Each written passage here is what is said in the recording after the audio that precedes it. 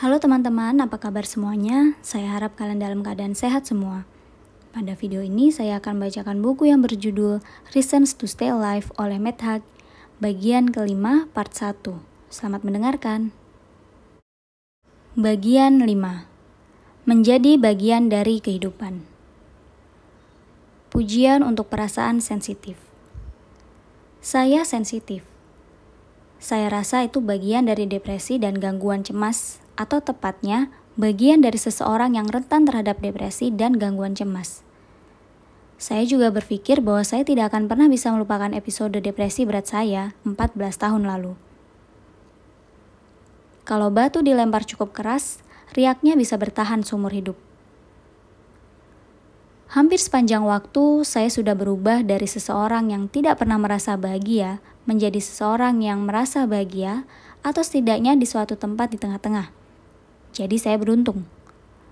Tapi, kadang masih ada konsleting kecil. Entah itu konsleting karena saya benar-benar depresi atau cemas, atau konsleting karena saya berusaha melawan gejala awal depresi atau cemas dengan melakukan hal bodoh. Misalnya, mabuk-mabukan dan pulang ke rumah pukul 5 pagi setelah kehilangan dompet dan harus memohon-mohon pada supir taksi untuk mengantar saya pulang. Tapi secara umum, hari demi hari, saya tidak melawan hal itu. Saya lebih ikhlas. Inilah saya sekarang. Lagi pula, melawan hal itu hanya memperparah keadaan. Triknya adalah berteman dengan depresi dan kecemasan. Bersyukur untuk semuanya, karena dengan begitu Anda akan bisa lebih mudah menangani kedua hal itu.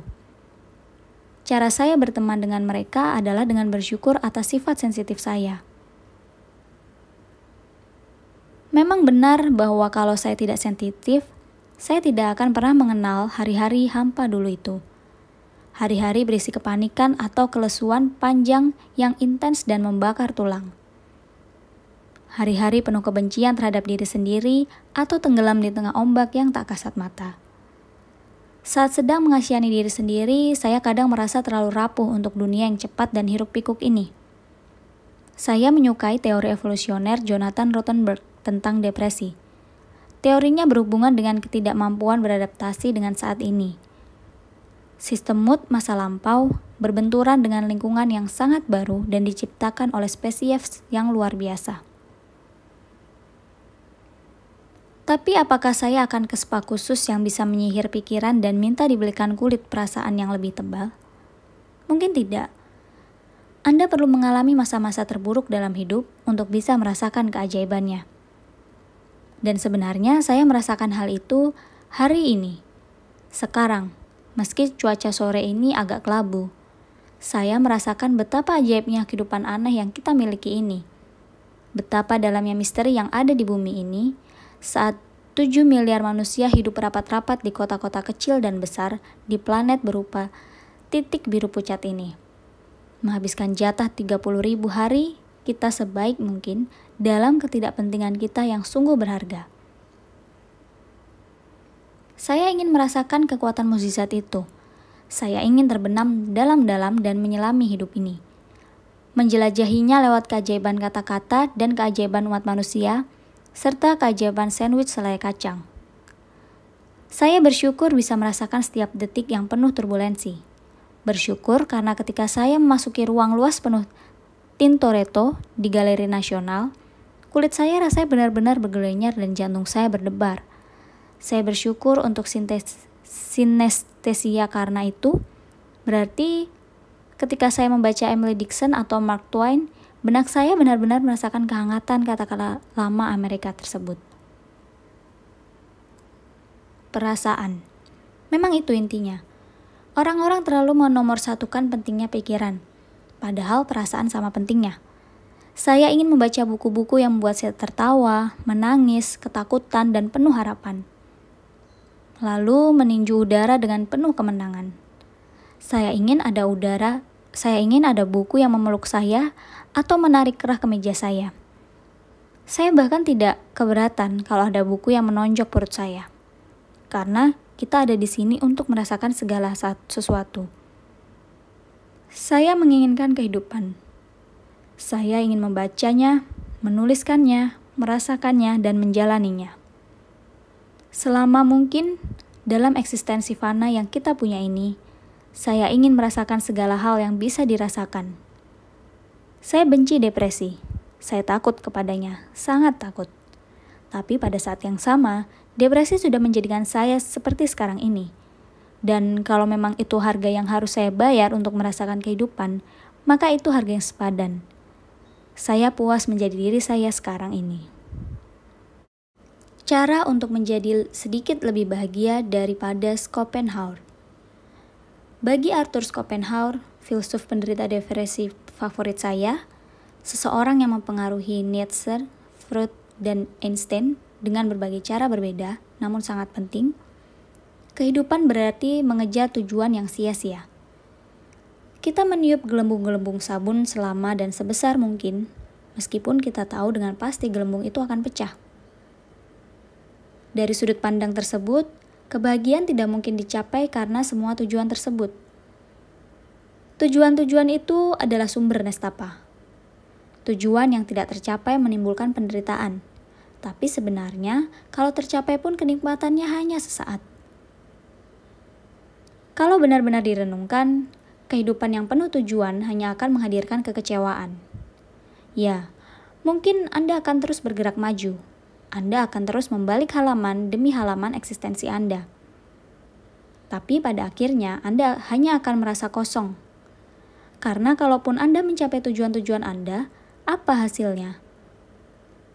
Mungkin Anda berhasil mendapatkan apa yang selama ini tidak Anda miliki. Lalu apa? Anda akan mencari tujuan baru, stres memikirkan cara mempertahankan apa yang sudah Anda raih, atau Anda akan berpikir, sama seperti jutaan orang yang mengalami krisis parubaya, atau krisis awal dewasa, atau krisis usia tua. Aku mendapatkan semua yang kau inginkan, jadi kenapa aku tidak bahagia? Lalu apa jawaban Schopenhauer? Kalau masalahnya adalah menginginkan banyak hal, solusinya adalah merelakan banyak hal. Menurut istilahnya, penyebab penderitaan adalah intensitas kehendak. Schopenhauer meyakini bahwa dengan melihat gambar yang lebih besar, dengan memandang kemanusiaan serta penderitaan di dalamnya secara utuh, seseorang akan berpaling dari kehidupan dan menyangkal insting-insting mereka.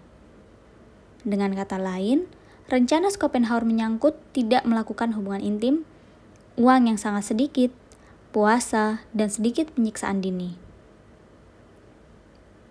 Hanya dengan cara itu, dengan benar-benar menyangkal kehendak kita sebagai manusia, barulah kita bisa melihat kebenaran bahwa di depan kita yang ada hanyalah kekosongan. Cukup suram kan? Begitulah adanya. Meskipun Schopenhauer tidak merekomendasikan bunuh diri, ia merekomendasikan semacam bunuh diri dengan tetap hidup, yaitu dengan menolak semua hal yang mendatangkan kesenangan. Tapi Schopenhauer benar-benar munafik. Dia mengkhotbahkan banyak hal tapi tidak bisa mempraktikkan ucapannya, seperti yang dijelaskan Bertrand Russell dalam History of Western Philosophy. Dia sering makan enak di restoran mahal. Dia punya banyak affair singkat yang tidak penting. Semuanya sensual tapi tidak penuh gairah. Dia sangat senang bertengkar dan sangat materialistis. Suatu kali, dia sempat kesal karena ada penjahit tua yang berbicara dengan seorang teman di depan pintu apartemennya. Dia mendorong penjahit itu sampai jatuh dari tangga yang menyebabkan cedera permanen. Dalam hidupnya, sulit sekali ditemukan tanda-tanda kebaikan apapun kecuali sifat penyayang terhadap binatang. Dalam berbagai aspek lain, dia benar-benar egois.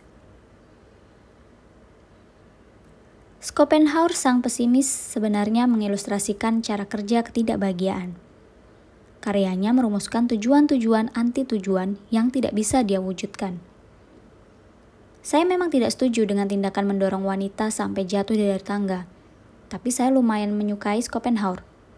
Menurut saya, dia mengenali permasalahan yang ada, yaitu kehendak, keinginan ego, dorongan untuk mencapai tujuan, atau istilah historis apapun yang ingin Anda gunakan.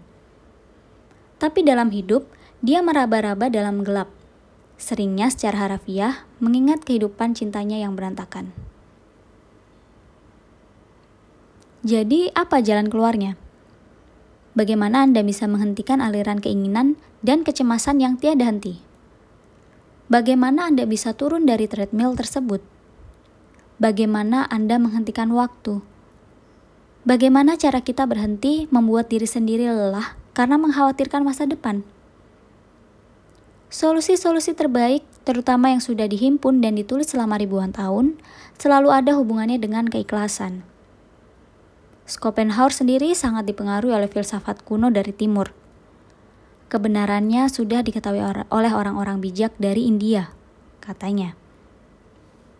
Dia memang meyakini bahwa penolakan kenikmatan duniawi merupakan jawaban atas permasalahan hidup. Itulah persamaannya dengan banyak pemikir Buddhis. Tapi pikiran Buddhis tidaklah seperti pikiran Schopenhauer. Pertapaan ala Schopenhauer penuh hukuman serta kebencian terhadap diri sendiri. Sesuatu yang tidak sehat dan menghasilkan sesuatu yang tidak diinginkan. Dunia yang penuh dengan orang yang membenci diri sendiri bukanlah dunia yang bahagia. Buddhisme bukanlah soal menghukum diri sendiri. Simbol Buddhis yang penting adalah bunga teratai. Bunga teratai tumbuh dari lumpur di dasar kolam, tapi menyeruak keluar dari air keruh dan mekar di tengah udara bebas, murni dan indah sebelum akhirnya mati. Metafora untuk pencerahan spiritual ini juga berfungsi sebagai metafora untuk harapan dan perubahan. Lumpurnya bisa dianggap sebagai depresi atau kecemasan. Bunga-bunga yang mekar di tengah udara bebas adalah sosok diri yang bisa kita capai, sosok yang tidak bisa dicekam kesedihan. Sebagian besar ini, Dhammapada, naskah utama di antara naskah-naskah suci Buddhis, rekaman catatan dari ajaran-ajaran Gautama Buddha, tampak seperti buku panduan diri yang ditulis sejak dulu kala. Tidak seorang pun akan menyelamatkan kita selain diri sendiri. Tidak seorang pun mampu dan tidak seorang pun bisa. Dalam Buddhisme, keselamatan bukanlah berasal dari luar. Menurut ajaran Buddhisme, untuk bisa bahagia dan memperoleh kedamaian, kita harus selalu siaga dan penuh kesadaran diri. Menyadari setiap momen. Seperti setetes air hujan yang menembus atap rumbia yang tidak rapat, gairah yang mendatangkan penderitaan akan menerobos pikiran yang tidak mampu berefleksi. Dalam dunia yang begitu penuh godaan menggiurkan, tidak seperti dunia India Himalaya, lebih dari 2000 tahun lalu, sesuai perumpamaan tersebut, jauh lebih sulit bagi kita untuk merapatkan rumbia-rumbia di atap benak kita. Pikiran kita sekarang jauh lebih mirip komputer dibandingkan rumah bertatap rumbia. Ya, saya memang bisa langsung menyalakan komputer, membuka dokumen Word, dan langsung menulis. Tapi saya mungkin akan mengecek Facebook, Twitter, Instagram, dan situs Guardian. Kalau saya sedang sedikit aneh, saya mungkin akan memuaskan ego dengan mengecek nama saya sendiri di Goodreads, mencari ulasan-ulasan Amazon tentang buku saya, atau masuk ke Google dan mengetik daftar penyakit sungguhan maupun khayalan untuk melihat kira-kira penyakit mematikan apa yang sedang saya derita sekarang. Buddha sendiri mungkin akan butuh perjuangan keras pada zaman modern ini. Tidak adanya wifi di kaki bukit Himalaya pasti merupakan berkat jika Anda ingin bersemedi selama 49 hari di bawah pohon. Namun, ada satu hal yang saya pahami, memiliki lebih banyak bukan berarti lebih baik. Saya bukan Buddhis. Semua tata cara dan aturan ketat terlalu menakutkan bagi saya. Hidup menjadi indah karena ambigu. Tapi saya menyukai gagasan bahwa kita perlu siaga mengamati diri sendiri serta menghubungkan diri dengan hal-hal universal ketimbang hidup di atas jungkat-jungkit antara penuh harapan dan penuh ketakutan. Bagi saya pribadi, kebahagiaan bukanlah soal mengabaikan hal-hal duniawi, melainkan menghargai hal-hal itu sendiri seperti apa adanya. Kita tidak bisa membebaskan diri dari penderitaan dengan membeli iPhone. Bukan berarti kita tidak boleh membeli benda itu, tapi kita harus tahu bahwa benda-benda bukanlah tujuan utama. Hal lain yang saya sukai dari Buddhisme adalah belas kasih. Gagasan bahwa kebaikan membuat kita lebih bahagia daripada keegoisan. Perbuatan baik merupakan tindakan mengikis diri kita atau dalam bahasa Schopenhauer, kehendak kita, dan hal itu membebaskan kita dari penderitaan berwujud keinginan atau hasrat. Menafikan diri sekaligus siaga mengamati diri sepertinya itu solusi yang bagus saat kesendirian yang intens membuat kita menderita. Menjadi orang baik terasa menyenangkan karena itu membuat kita ingat bahwa kita bukan satu-satunya orang penting di dunia ini. Kita semua penting karena kita semua masih hidup. Perbuatan baik adalah cara aktif yang dapat membantu kita melihat dan merasakan gambaran yang lebih besar. Kita semua sebenarnya sama saja. Kitalah kehidupan. Kitalah kesadaran. Dengan menjadi bagian dari kemanusiaan dan bukan unit yang terpecah-pecah, kita merasa lebih baik. Secara fisik kita mungkin akan lenyap, sama seperti sel tubuh yang dapat lenyap. Tapi tubuh kehidupan tetap ada. Jadi, jika kita melihat kehidupan sebagai pengalaman yang kita alami bersama-sama, kita terus hidup. Bantuan untuk diri sendiri. Cara menghentikan waktu, berciuman. Cara berkelana lintas waktu, membaca. Cara melarikan diri dari waktu, musik. Cara merasakan waktu, menulis. Cara membebaskan waktu, bernafas. Renungan-renungan tentang waktu. Waktu menyulitkan kita. Gara-gara waktu kita bertambah tua dan gara-gara waktu kita mati. Hal-hal itu mengkhawatirkan. Seperti kata Aristoteles, waktu meruntuhkan segala sesuatu. Kita mencemaskan keruntuhan kita sendiri dan keruntuhan orang lain. Kita merasa terdesak untuk bergegas karena waktu itu singkat. Just do it, kata Nike. Tapi apakah melakukan sesuatu adalah jawabannya? Apakah melakukan sesuatu dapat mempercepat waktu? Bukanlah lebih baik untuk sekedar menjadi, meskipun itu menyebabkan penurunan jumlah sepatu keren yang terjual. Waktu memang bergerak dengan kecepatan berbeda-beda. Seperti yang saya katakan, beberapa bulan pada tahun 1999 dan 2000, saat saya sakit parah rasanya bagai bertahun-tahun. Bahkan bagai berpuluh-puluh tahun. Penderitaan membuat waktu terasa panjang. Tapi itu hanya karena penderitaan memaksa kita untuk sepenuhnya menyadari waktu. Menyadari hal-hal lain juga membantu memperpanjang waktu. Itulah inti dari meditasi. Kesadaran diri dalam permata waktu meminjam istilah Kurt Vonnegut. Kedengarannya mudah, tapi seberapa sering kita menjalani hidup dengan benar-benar menyadari momen saat ini? Bukankah biasanya kita bersemangat atau mengkhawatirkan masa depan, atau menyesal dan berduka karena masa lalu? Respons kita terhadap semua kekhawatiran soal waktu adalah dengan berusaha mencapai segala sesuatu sebelum terlambat. Mengumpulkan uang, memperbaiki status, menikah, punya anak, mendapat kenaikan jabatan, mengumpulkan lebih banyak uang, begitu terus sampai selamanya. Atau tepatnya, tidak untuk selamanya. Kalau itu berlangsung selamanya, kita tidak perlu membahas soal itu. Tapi kita sebenarnya tahu bahwa mengubah hidup menjadi semacam pertandingan penuh keputusasaan seperti itu hanya akan memperpendek hidup itu sendiri. Bukan dalam ukuran tahun, bukan dalam soal waktu yang sesungguhnya, melainkan dalam sensasi waktu. Bayangkan kalau seluruh waktu yang kita miliki dimasukkan ke botol seperti teh botol, lalu diserahkan kepada kita. Bagaimana cara kita membuat isi botol tersebut bertahan?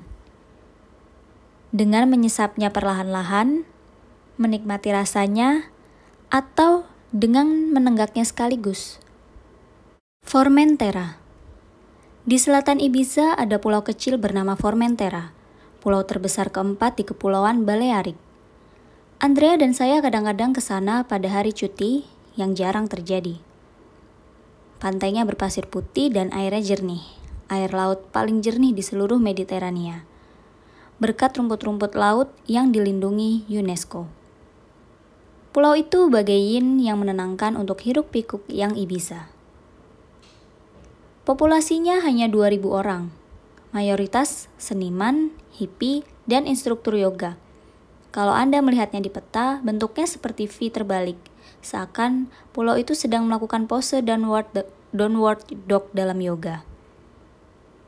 Nuansa tahun 1960-an melingkupi pulau itu. Bob Dylan menghabiskan banyak waktu tinggal di mercusuar di Cape de Barbaria, ujung paling selatan pulau. Joni Mitchell juga menulis album Blue di Formentera. Saya dulu sering fobia dengan Kepulauan Balearik. Saya tidak sanggup ke sana karena di Ibiza lah saya mulai hancur. Tapi sekarang, setiap kali memikirkan tempat tenang, tempat itulah yang saya bayangkan. Saya membayangkan pemandangannya yang dihiasi pohon-pohon juniper serta almond. Saya juga teringat lautnya yang biru tenang, berkilau, dan sangat jernih. Saya teringat nama desa-desa kecil, pelabuhan, serta pantai-pantainya. Espujol, Pilar de la Mola, La Savina, Cap de Barbaria, Playa Islets. Yang paling membangkitkan nostalgia adalah nama pulau itu sendiri. Saat saya mulai tegang, kadang-kadang saya memejamkan mata dan memikirkan pulau itu. Dunia pun bergulung-gulung bagai air asin jernih dan murni yang membelai pasir pantai. Formentera, Formentera, Formentera. Gambar-gambar di layar. Dulu sebelum saya depresi berat, saya sering mengatasi kecemasan dengan menyibukkan diri. Keluar ke klub, minum-minum, menghabiskan musim panas di Ibiza, menyantap makanan terpedas, menonton film tersangar, membaca novel terberat, mendengarkan musik terkeras, begadang selama mungkin. Saya takut pada suasana tenang. Saya rasa saya takut karena harus bergerak pelan-pelan dan menurunkan volume. Saya takut tidak punya apa-apa lagi dan terpaksa mendengarkan pikiran saya sendiri. Tapi setelah saya depresi, semua itu tiba-tiba terasa berlebihan. Saya pernah menyalakan radio, mendengarkan house music yang berdentum-dentum, dan langsung terkena serangan panik. Kalau saya menggunakan obat terlarang, saya akan berbaring di ranjang pada malam hari, berhalusinasi dengan jantung berdebar.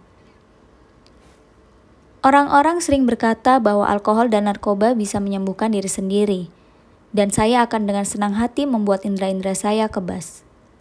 Namun, sejak usia 24-32, saya tidak pernah minum anggur 1 gelas pun. Bukan karena saya kuat, seperti dugaan ibu mertua saya yang selama ini anti alkohol, melainkan karena saya takut pada apapun yang bisa mengubah pikiran saya. Selama 5 tahun, saya bahkan menolak minum ibuprofen. Bukan karena saya mabuk berat waktu saya pertama kali depresi. Pada hari saya mengalami depresi berat, saya tidak minum alkohol seteguk pun dan sedang lumayan sehat.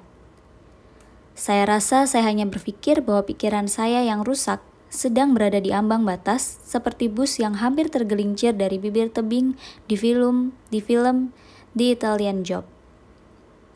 Emas atau alkohol memang sangat menggoda untuk diraih. Tapi kalau Anda melakukan itu, Anda akan terjungkal ke jurang. Jadi, itulah masalahnya. Saat saya benar-benar butuh mengistirahatkan pikiran, saya tidak bisa.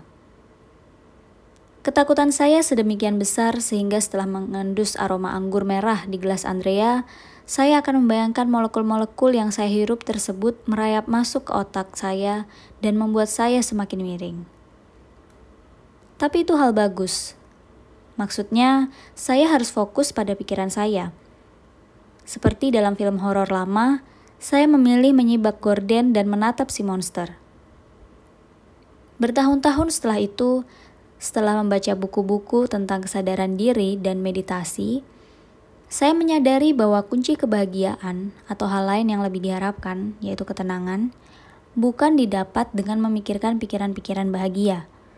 Tidak, itu mustahil. Tidak ada pikiran atau inteligensia apapun di bumi ini yang bisa menghabiskan seumur hidup hanya dengan menikmati pikiran-pikiran bahagia. Kuncinya adalah ikhlas menerima pikiran-pikiran Anda, semuanya, bahkan pikiran-pikiran buruk. Terimalah pikiran-pikiran itu, tapi jangan mengikutinya. Contohnya, pahamilah bahwa jika ada pikiran sedih di benak Anda, atau jika Anda terus-terusan punya serangkaian pikiran sedih, itu tidak berarti Anda adalah orang yang sedih. Anda bisa berjalan di tengah badai dan merasakan terjangan angin. Tapi Anda tahu bahwa Anda bukanlah angin. Kita seharusnya menghadapi pikiran-pikiran kita dengan cara seperti itu.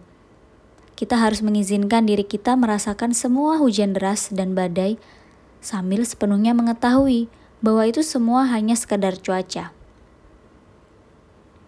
Kalau saya kembali terbenam dalam depresi, seperti yang kadang-kadang masih saya alami, saya berusaha paham bahwa ada sosok diri saya yang jauh lebih besar dan kuat yang tidak terbenam. Sosok itu berdiri tegak dan tak tergoyahkan. Saya rasa sosok itu dapat saya sebut jiwa saya.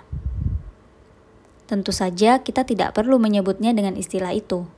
Kalau menurut kita, kata jiwa mengandung terlalu banyak konotasi. Kita bisa menyebutnya diri. Mari kita renungkan baik-baik. Seandainya kita capek, lapar, atau pening karena habis mabuk, mood kita cenderung buruk.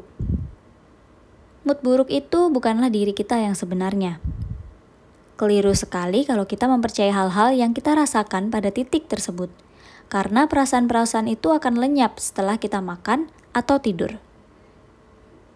Ketika saya berada di titik terendah, saya menyentuh sesuatu yang solid, sesuatu yang kuat dan tangguh dalam diri saya.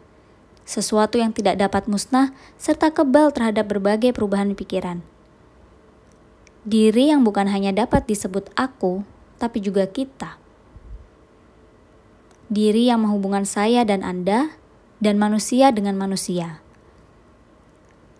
Kekuatan tak terpatahkan untuk bertahan hidup. Kekuatan kehidupan. Kekuatan 1.500.000 generasi manusia yang sudah lenyap dan yang akan dilahirkan. Esensi kita sebagai manusia. Wilayah bawah tanah New York dan katakanlah Lagos akan terlihat sangat mirip jika Anda masuk cukup dalam ke bawah lapisan permukaan kerak bumi. Itu berarti semua manusia yang menghuni planet aneh dan ajaib ini berbagi inti bumi yang sama. Saya adalah Anda, dan Anda adalah saya. Kita sendirian, tapi tidak sendirian. Kita terperangkap oleh waktu, tapi kita juga tidak terhingga. Kita terbuat dari darah dan daging, tapi kita juga terbuat dari bintang-bintang. Demikianlah bagian 5 part 1 dari buku Reasons to Stay Alive oleh Matt Haig. Untuk mendukung penulisnya, jangan lupa untuk membeli buku fisiknya juga ya. Mohon maaf jika masih ada salah pembacaan atau intonasi. Semoga video ini bermanfaat. Terima kasih sudah mendengarkan.